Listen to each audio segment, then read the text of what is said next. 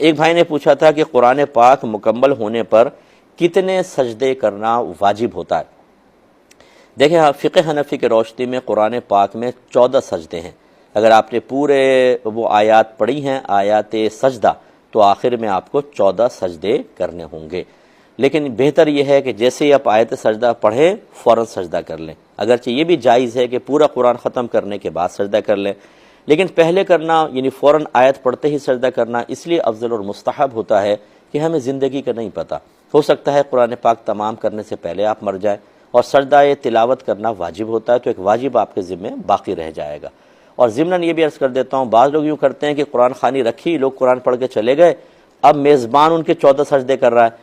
یہ صحیح نہیں ہوتا۔ بدنی عبادت کوئی کسی کی طرف سے نہیں کر سکتا، جس نے آیت سجدہ پڑھی یا پڑھنے والے کی جس نے آیت سجدہ کو سنا، ان دونوں پہ سجدہ واجب ہے، اور وہ خود کریں گے، ان کی جگہ میزبان نہیں کرے گا۔ یہ تھوڑا سا